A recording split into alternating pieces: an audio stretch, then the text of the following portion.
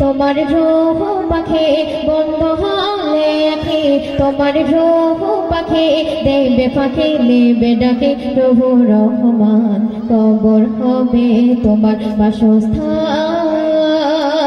কবর হবে তোমার বাসস্থান বন্ধ হলে আখি তোমার রূহ পাখি বন্ধ হলে আখি তোমার রূহ পাখি দেবে ফাঁকি নেবে ডাকে প্রভু রহমান কবর হবে তোমার বাসস্থান কবর হবে তোমার বাসস্থান। তারপর শুনবেন সময় শেষে হল যখন ইন্তেকাল ছেড়ে গেল দুনিয়ারি মায়া জাল ছেড়ে গেল দুনিয়ারি মায়া জাল জানি না কি রোগে ধরলো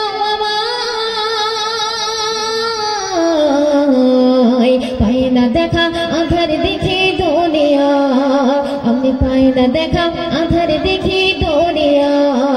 যে আখি ছিল ছল ছল শুকিয়ে গেল তাহার জল যে আখি ছিল ছল ছল শুকিয়ে গেল তাহার জল হাত পা কেন মর অচল গায়ে ফিরে কোন বল আমার গায়ে ব্যথা বন্ধ মুখের কথা আমার গায়ে ব্যথা বন্ধ মুখের কথা আমি বলবো কাকে কাছে ডেকে সবাই যেন পেরেশান কবর হবে তোমার বাসস্থান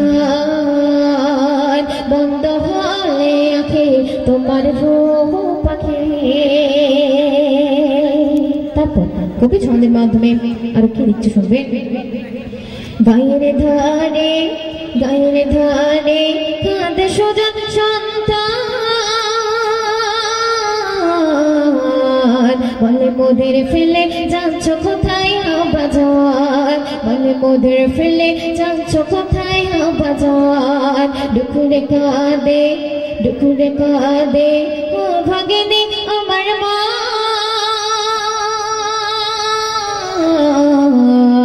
বলে যাস না চলে আমায় ফেলে সোনা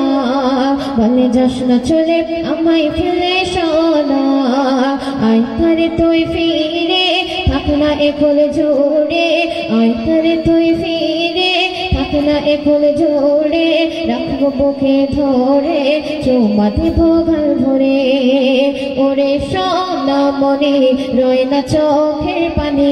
ওরে সোনা মনে রয় না চোখের পানি আজ তোকে ছেড়ে কেমন করে কাটাবো এ জাহান কবর হবে তোমার বাসস্থান বন্ধ হলে আখি তোমার রূহ পাখি। সর্বশেষ কথা সেই কবরকে উদ্দেশ্য করে কবি অতি মূল্যবান ভাষায় আর কি লিখতে শুনবেন গোসল শেষে তুলে আমার খাটিয়া সবাই মিলে জানিয়ে দেবে মোর বিদায় সবাই মিলে জানিয়ে দেবে মোর বিদায় আমল খাতা শূন্য পাতা পড়িরা বড়ই কঠোর আধারে কবর লাগে ভাই ওই বড়ই কঠোর আধারে কবর লাগে ভাই যাদের ধরে করলাম চুরি তারা দিল মোর ছাড়ি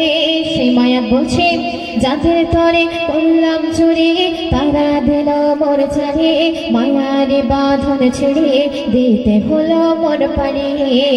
শোন ওরে মোকাবের এ মায়ার পৃথিবীর শোন ওরে মোকাবের এ মায়ার পৃথিবীর মায়ায় পড়ে গোনা করে হারাস না তোর ইমান কবর হবে তোমার বাসস্থান বন্ধ হলে আখি তোমার রূহ পাখি বন্ধ হলে আখি তোমার রূহ পাখি দেবে ফাঁকি নেবে ডাকি প্রভু রহমান কবর হবে তোমার বাসস্থান কবর হবে তোমার বাসস্থান বন্ধ হলে আখি তোমার রূহ পাখি। শুনলেন।